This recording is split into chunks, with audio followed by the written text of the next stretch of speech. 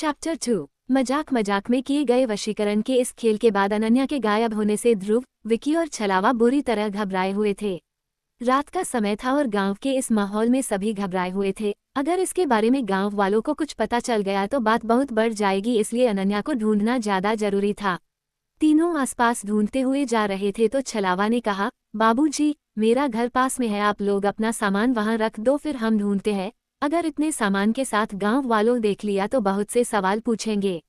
तीनों लड़के जैसे ही छलावा के घर के बाहर पहुंचे उनकी आंखें हैरानी से फटी की फटी रह गई, क्योंकि अनन्या छलावा के घर के बाहर एक लाल घेरे में बैठी हुई थी, जिसे देखकर तीनों के मुंह से एक साथ निकला, अनन्या।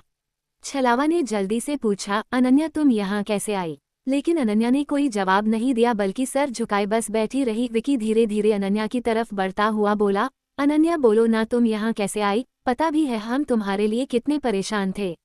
लेकिन अब भी अनन्या खामोश ही रही, जैसे उसे कुछ सुनाई ही ना दे रहा हो। विकी ने जबरदस्ती हंसते हुए कहा, यार अनन्या अब बस भी कर, मुझे पता है तू हमें परेशान कर रही है, लेकिन ये बता तूने ये लाल घेरा कैसे बनाया? और तुझे कैसे पता चला कि हम तुझे ढूंढते हुए यहाँ आएंगे? इतना कहते कहते विकी अनन्या के कंधे को छू चुका था और जैसे ही विकी ने अनन्या को छुआ, अनन्या ने उसका हाथ हटाया और विकी को घूर कर देखने लगी। अनन्या को इस तरह घूरता देख एक पल को तो विकी भी सहम गया, लेकिन फिर वो मजाक करते हुए बोला, यार बस कर, अब तू डरा रही है, ये देख मैं डर गया, हा हा हा हा। लेकिन अनन्या सिर्फ विकी को घूरती रही और फिर जैसे ही उसकी नज़र ध्रुव पर पड़ी वो बेहोश होकर वहीं गिर गई। छलावा ने हैरानी से ध्रुव की तरफ देखते हुए कहा, बाबूजी मुझे तो कुछ गड़बड़ लग रही है, इन्हें क्या हो गया अचानक? वैसे मुझे तो यही समझ नहीं आ रहा ये यहाँ तक आई कैसे? उद्धरण चिन्ह। ध्रुव ने उसकी बात पर ध्यान ना देते हुए जल्दी से अनन्या के पास गया और उसका सर उठाकर अपनी गोद में रखते हुए उसने कहा, ये तुम लोग क्या बातें कर रहे हो?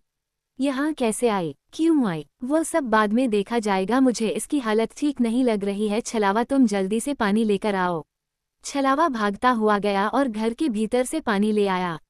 ध्रुव अनन्या पर पानी छिड़कने लगा लेकिन अनन्या होश में नहीं आई। छलावा ने परेशान होकर कहा, अरे बाबूजी इन्हें क्या हो गया, होश क्यों नहीं आ रहा? देखा मैंने कहा था ना मत जाओ उस जगह, पर तुम लोगों ने मेरी एक नहीं मानी, अब देखो। छलावा की बस करो यार, कब से तुम्हारी ये कहानी सुन रहे हैं, इसका मतलब ये नहीं कि तुम बकवास किए ही जाओ।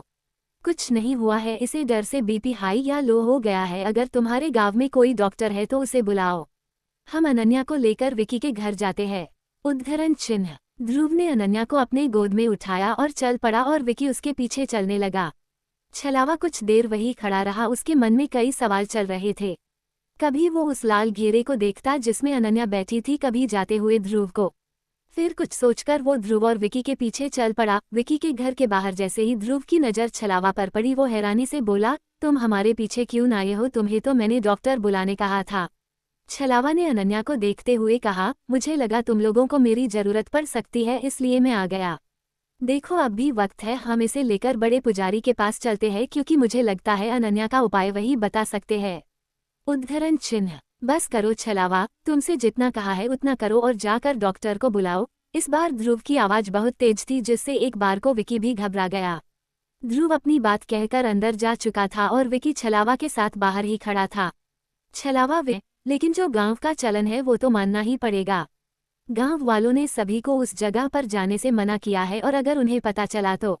विकी छलावा के कंधे पर हाथ रखता हुआ बोला, यार देख मैं तेरी बात समझता हूँ, लेकिन ध्रुव अनन्या से बहुत प्यार करता है और वो इन सब बातों को नहीं मनाता है, इसलिए एक बार आज तू उसकी मान ले। अगर ठीक नहीं हुआ तो फिर हम तेरी बात मान लेंगे और क्या, कल तू जहाँ बोलेगा हम चलेंगे। उद्धरण चिन्ह। विकी की बात सुनने के बाद छलावा वहां से चला गया और विकी भी अंदर आ गया। थोड़ी देर बाद छलावा एक गांव के वैद्य को ले आया, जिसे देखकर ध्रुव ने छलावा से धीरे से कहा, ये किसे ले आए तुम? मैंने अच्छे डॉक्टर को लाने के लिए कहा था और तुम इस झोला छाप को ले आए। ध्रुव की बात पर छलावा उसे चुप कराता हुआ बोला, धीरे बोलो, ये कोई मामूली वैद्य नहीं है, ये बहुत प्रसिद्ध हैं। आसपास के कई गांव में इनका ही इलाज चलता है। कुछ देर बाद वैद्य जी ने अनन्या की कलाई पकड़ी और अचंभित होकर बोले, असंभव, नामुमकिन, ये नहीं हो सकता। ध्रुव ने बौखलाहट के साथ पूछा, क्या हुआ? वैद्य जी अनन्या की तरफ देखते हुए कहा, ऐसा लगता है इसकी धड़कन लगातार चल रही है, मतलब जैसे मैं दो हृदय की धड़कन एक साथ सुन रहा हूँ, ऐसा मैंने पहली बार देखा। छलावा ने कहा, तो अब वैद्य जी ने कहा, इस बिटिया की बेहोशी समझ नहीं आ रही, लेकिन अपने अनुमान से कुछ दवाई दे रहा हूँ, अब सुबह तक इंतजार करो।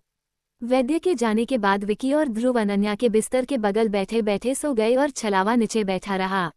आधी रात को ध्रुव की नींद किसी आवाज से खुली। आंखें मलता हुआ ध्रुव उठ बैठा और लालटेन की हल्की रोशनी से भरे उस कमरे में देखने की कोशिश करने लगा कि ये आवाज क्या है। तभी उसने देखा अनन्या अपने बिस्तर पर नहीं थी। ध्रुव एक जगह से उठ बैठा और चारों तरफ देखने लगा। उसने देखा अनन्या कमरे के एक कोने में रखे कुर्सी पर टेबल के सामने बैठी थी और कुछ कर रही थी। ध्रुव को हैरानी हुई कि अचानक ये होश में कैसे आई और कर क्या रही है। ध्रुव धीरे से अनन्या के करीब गया और पीछे से देखा तो अनन्या एक सादे कागज पर एक चित्र बना रही थी, जो दिखने में किसी टैटू जैसा लग रहा था। ध्रुव ने कहा, अनन्या ये तुम क्या कर रही हो? ध्रुव की आवाज पर अनन्या पीछे पलटी, लेकिन बिना कुछ बोले वापस बनाने लग गई। ध्रुव उसका हाथ पकड़ते हुए बोला, मैं तुमसे कुछ पूछ रहा हूँ। लेकिन अनन्या चुपचाप उठकर जाकर सो गई और ध्रुव हैरान परेशान सा वहीं खड़ा रहा। उसने वो कागज देखा जिस पर अभी अभी अनन्या कुछ बना रही थी।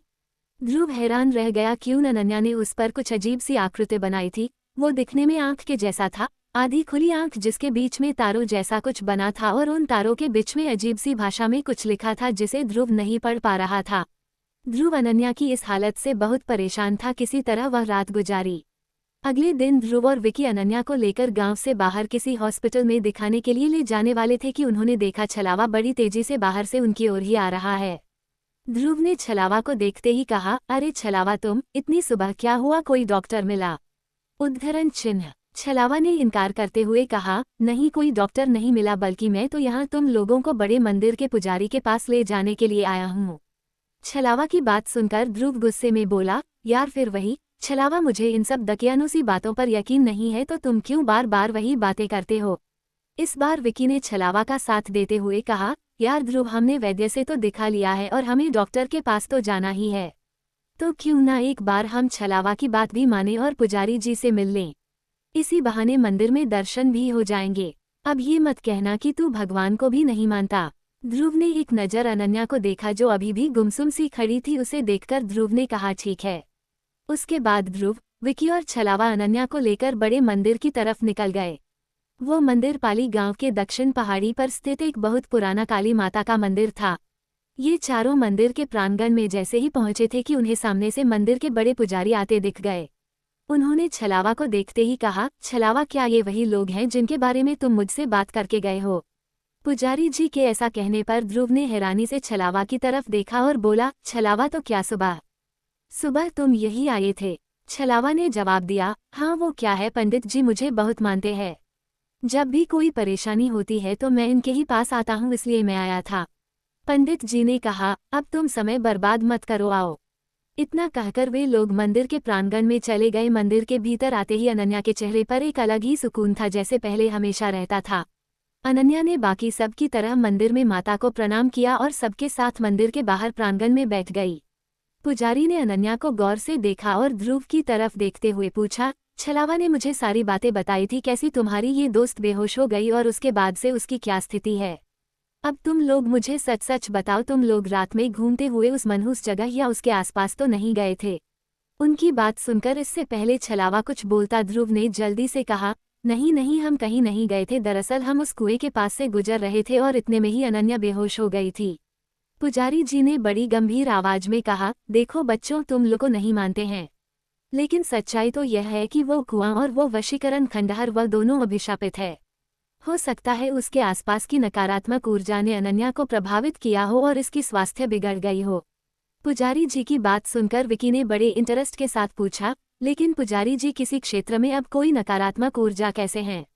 क्योंकि हमने तो सुना है उस बंजारन को वशीकरण के द्वारा उस पर काबू कर लिया गया था, तो फिर अब किस बात का डर है गांव में? विकी की बात सुनकर पुजारी जी मुस्कुराहट के साथ बोले, क्योंकि दूध का जला छाछ भी फूंक फूंक कर पीता है, ये कहावत तो सुनी होगी। बस कुछ ऐसा ही हाल इस गांव का है। हमने देखा है उस बंजारन के तांडव को। वो बहुत शक्तिशाली आत्मा थी, इतनी कि उसके वशीकरण में मेरे दोस्त देवदत्त की जान चली गई और उसने जाते जाते उसे कैद कर ही दिया, लेकिन फिर भी अमावस्या की रात उस औरत की शक्तियां बढ़ जाती है। इसीलिए हमने उन दोनों जगहों पर प्रवेश वर्जित कर रखा है। जाने क्यों ध्रुव को इन बातों को सुनकर कुछ अलग सा महसूस हो रहा था, इसलिए उसने बात को आगे जारी रखते हुए कहा, पंडित जी, मैं इन बातों को मानता तो नहीं हूँ, लेकिन मन में और जानने की इच्छा है कि आखिर उस वक्त हुआ क्या था कि वशीकरण की नौबत आ गई और गांव में तब कैसा माहौल था। इस बात पर पंडित जी ने जवाब देते हुए कहा, वो दिन इस गांव के सबसे बेकार दिन थे। उस बंजारन की जल समाधि के बाद उसकी आत्मा बदला लेने के लिए तड़प रही थी, इसलिए गांव में एक एक करके मौतें होने लगी।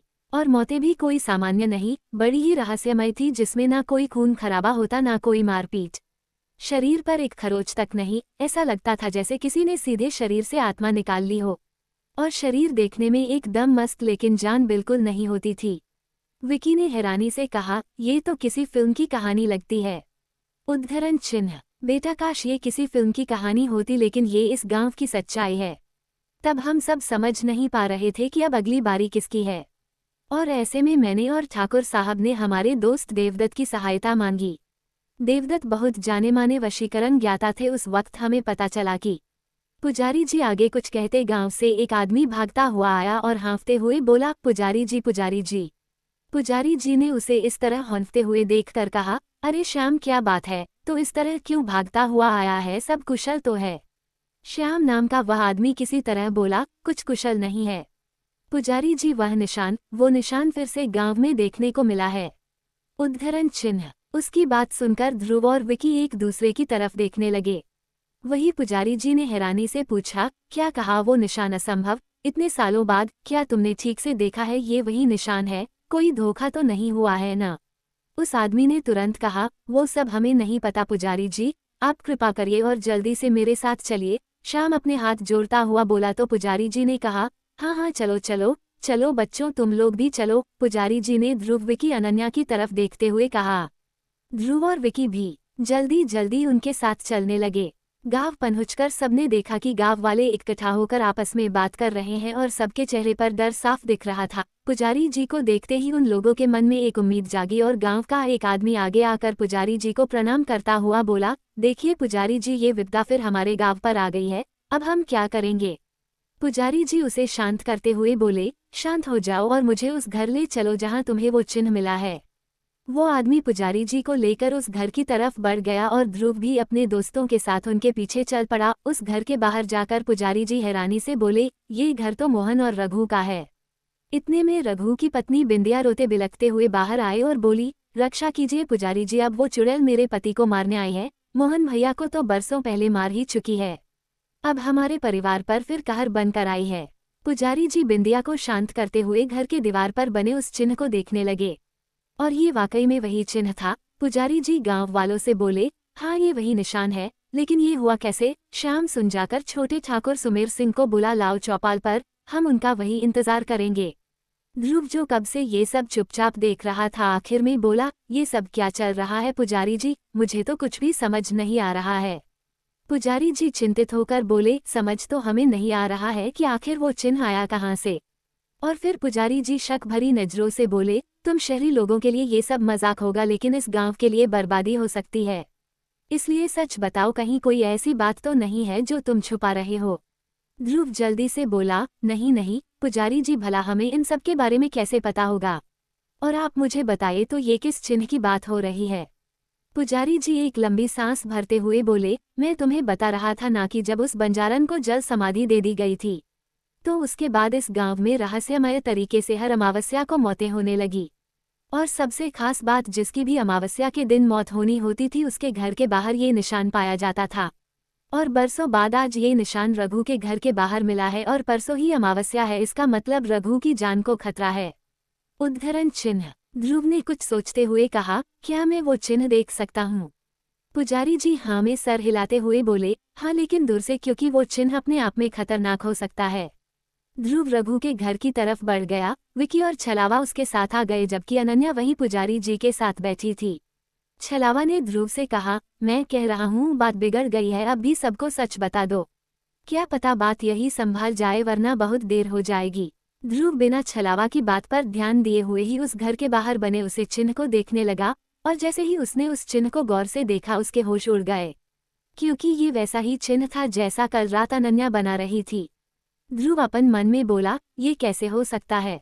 ये माँ का अनन्या कैसे? ध्रुव को इस तरह हैरान देख विकी ने पूछा, क्या हुआ ध्रुव, तुम अचानक इतने घबरा क्यों रहे हो? ध्रुव ने विकी को देखा और चिन्ह की तरफ इशारा करते हुए कहा, विकी कल रात जब अनन्या होश में आई थी और मैंने बताया था कि वो कोई टैटू जैसा कुछ बना रही थी, याद है? विकी हाँ में सर हिलाता हुआ बोला, हाँ तो अनन्या जो बना रही थी वो यही मार्क है, सेम यही चिन्ह। ध्रुव हैरानी से बोला तो विकी के साथ साथ छलावा भी चौंक पड़ा। ये तुम क्या कह रहे हो? छलावा अब काफी डरा हुआ लग रहा था। ध्रुव जल्दी से पुजारी जी के पास पहुंचा और अपने डर को छुपाते हुए बोला, पुजारी जी ये चिन्ह है क्या? मेरा मतलब है इसका मतलब क्या है? क्योंकि इसमें कुछ लिखा हुआ भी है ना, कोई अजीब सी भाषा में। पुजारी जी बोले, इसका अर्थ तो केवल देवदत्त जानते थे जो अब रहे नहीं, और उनके अलावा बड़े ठाकुर को भी कुछ मालूम है, क्योंकि कहते हैं यही चिन्ह बंजारन के शरीर पर था, जिसे देखते ही बड़े ठाकुर ने उसे जलाने का हुक्म दिया था। विकी ने उस चिन्ह में लिखे शब्द का जिक्र दोबारा किया। उसमें कुछ लिखा है क्या? उसके बारे में भी कोई जानकारी नहीं।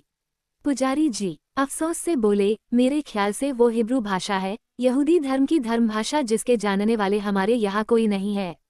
ध्रुव ने अनन्या की तरफ देखा जो अपने चुपचाप सबकी बात सुन रही थी। ध्रुव ने कुछ सोचते हुए कहा, ठीक है पुजारी जी, अब हम चलते हैं, कुछ मालूम चले तो हमें भी बताइएगा। ध्रुव अपने दोस्तों को लेकर वहां से चला गया, लेकिन आधे रास्ते जाकर उसने छलावा से कहा, छलावा हमें बड़े ठाकुर से मिलना है, क्योंकि एक वही है जिनसे हमें इस चिन्ह का राज मालूम चलेगा। लेकिन विकी ध्रुव को समझाते हुए बोला, रहने दे ध्रुव, मेरी मान इन मामलों से दूर ही रह। हो सकता है अनन्या ने वह चिन्ह कहीं देखा हो इसलिए बना दिया हो, क्या पता? तू इस मामलों में जितना उलझेगा उतनी ही प्रॉब्लम हमारे लिए क्रिएट हो जाए। विकी की बात सुनकर ध्रुव ने उसे समझाया, मैं तेरी फिक्र समझता हूँ, लेकिन अनन्या की हालत को देख, कल से उसने एक शब्द नहीं बोला है, बस कहीं खोई हुई नजरों से देखी जा रही है। हो ना हो हमारे सवालों के जवाब और अनन्या के इस अजीब सी सिचुएशन का इलाज इस निशान में ही छुपा हुआ है।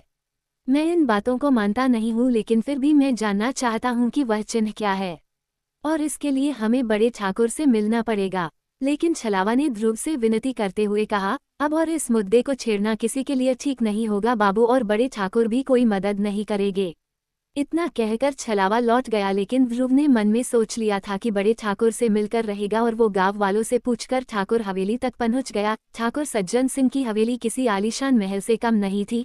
चारों तरफ से ऊंची दीवारों से घिरी वो हवेली अभेद किला मालूम पड़ती थी। हवेली के दरबान ने इन्हें भीतर जाने दिया। भीतर एक नौकर इन लोगों को बड़े ठाकुर के कमरे तक ले गया, जहां जाते वक्त ध्रुव के मन में उम्मीद थी, बस अब उसके मन के सारे सवालों का समाधान हो जाएगा। लेकिन उसे क्या पता था यहाँ आकर वो और उलझने वाला है।